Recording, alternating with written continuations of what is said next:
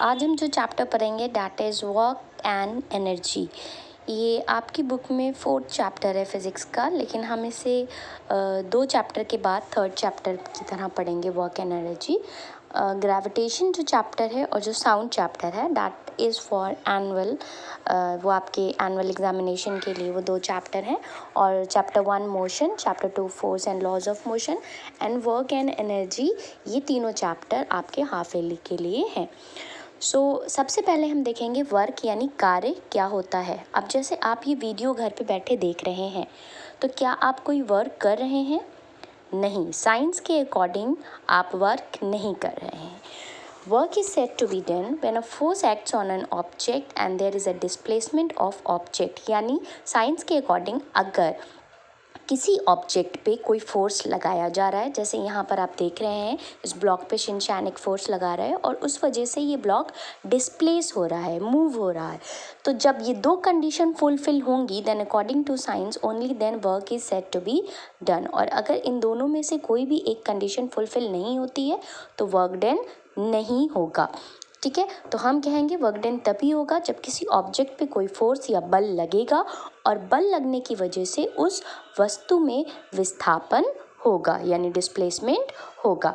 अब work done को अगर हम W से रिप्रेजेंट करें और फोर्स को अगर हम F से रिप्रेजेंट करें और डिस्प्लेसमेंट अगर S हो तो वर्क डन का फॉर्मूला होगा W is equal to F dot S, जहाँ पर डॉट का मतलब है मल्टीप्लिकेशन। अब अगर हम बात करें SI unit of work done की, तो वो होगी SI unit of force into SI unit of displacement. और हम जानते हैं कि SI यूनिट ऑफ फोर्स होती है न्यूटन और डिस्प्लेसमेंट होती है मीटर। आपकी वर्क डन की यूनिट होगी न्यूटन मीटर और इस न्यूटन मीटर को जूल भी कहते हैं। यानी वर्क डन की SI यूनिट जूल होती है जिसे J से रिप्रेजेंट करते हैं। अब 1 जूल क्या होता है? मान लीजिए एक ब्लॉक है जिस पे 1 न्यूटन का फोर्स लगाया गया है और उसको 1 मीटर की डिस्टेंस से डिस्प्लेस कर दिया गया है। तो यहाँ पे जो वर्क डन होगा वो कितना होगा? 1 न्यूटन इंटू 1 मीटर, और जो किसके बराबर होगा? 1 जूल के बराबर। तो 1 जूल वर्क डन को हम कैसे डिफाइन करेंगे? ये एक वो अमाउंट ऑफ फोर्स होता है जो 1 न्यूटन का, ये वो फोर्स होता है जो 1 मीटर ऑब्जेक्ट को डिस्प्लेस कर देता है। यानी अगर किसी वस्तु पर 1 न्यूटन का बल लगाया जाए और वो 1 मीटर विस्थापित हो जाए तो उसे कहेंगे 1 जूल कार्य। अब टाइप्स ऑफ वर्क डन 3 तरह का होता है। नंबर 1 पॉजिटिव वर्क डन, जिसे धनात्मक वर्क डन कहते हैं। अगर कोई फोर्स किसी ऑब्जेक्ट पे लग रहा है और उसी डायरेक्शन में ऑब्जेक्ट डिस्प्लेस हो रहा है तो इस तरीके के वर्क डन को पॉजिटिव वर्क डन कहते हैं। नेक्स्ट है निगेटिव वर्क डन यानी ऋणात्मक वर्क डन। जब फोर्स लगे अलग डायरेक्शन में और डिस्प्लेसमेंट अलग डायरेक्शन में हो। जैसे मान लीजिए ये एक बॉल है जिस पे ऊपर की तरफ आपने एक फोर्स लगाया और ये ऊपर की तरफ डिस्प्लेस हो गई, तो यहाँ पर वर्क डन जो आपने किया वो पॉजिटिव है क्योंकि आपने फोर्स ऊपर लगाया और ऊपर ही बॉल चली गई। लेकिन ग्रेविटी क्या होती है? हर एक चीज़ को, अर्थ की वो प्रॉपर्टी होती है कि हर एक चीज़ को अर्थ अपनी तरफ अट्रैक्ट करती। तो ग्रेविटी की वजह से जो बॉल जब नीचे आएगी तो work done by the gravity is negative. तो ग्रेविटी के थ्रू किया गया वर्क डन क्या होगा? निगेटिव होगा। यहाँ पर आप पूछेंगे कि जब बॉल को ऊपर की तरफ फेंका गया तो वर्क डन किसके लिए निकालना है? अगर आप अपने लिए निकालेंगे तो वो पॉजिटिव होगा और अगर आप ग्रेविटी के सेंस में आंसर देंगे तो वो निगेटिव होगा। थर्ड है जीरो वर्क डन यानी शून्य कार्य। तो शून्य कार्य कब होता है? जब किसी ऑब्जेक्ट पे कोई फोर्स लगाया जाए लेकिन वो ऑब्जेक्ट डिस्प्लेस ना हो, यानी उस ऑब्जेक्ट में कोई भी डिस्प्लेसमेंट ना हो, कोई भी विस्थापन ना हो। तो इस केस में जो डिस्प्लेसमेंट होगा S वो किसके बराबर होगा? 0 के बराबर होगा। और हम जानते हैं वर्क डन बराबर फोर्स इंटू डिस्प्लेसमेंट। तो जब आप फोर्स को 0 से मल्टीप्लाई करेंगे तो वर्क डन आपका क्या आ जाएगा? 0। यानी इस केस में वर्क डन क्या हो गया? 0। तो अगर किसी फोर्स और डिस्प्लेसमेंट का जो डायरेक्शन है वो एक दूसरे के परपेंडिकुलर है, 90 डिग्री है, उस केस में 0 वर्क डन होगा। जैसे यहाँ पर देखिए ये कुली है जो अपने सर पे कुछ वेट लिए हुआ है और ये उस वेट पर ऊपर की तरफ फोर्स लगा रहा है और मूवमेंट आगे की तरफ हो रहा है, डिस्प्लेसमेंट आगे की तरफ हो रहा है।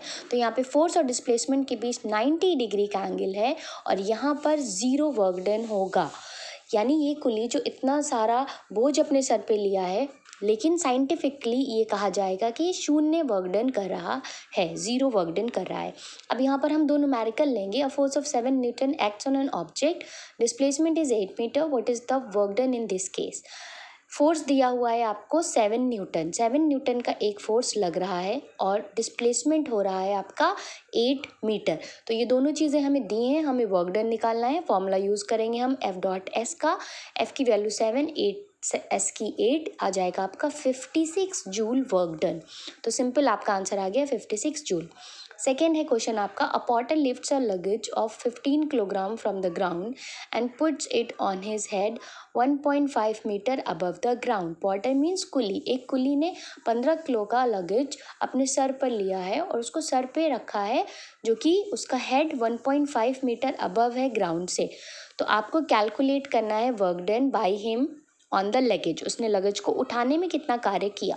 तो सबसे पहले यहाँ पर मास दिया हुआ है 15 किलोग्राम और डिस्प्लेसमेंट दिया है 1.5 मीटर, क्योंकि उस लगेज को सर पे रखने के लिए उसने 1.5 मीटर डिस्प्लेसमेंट किया है।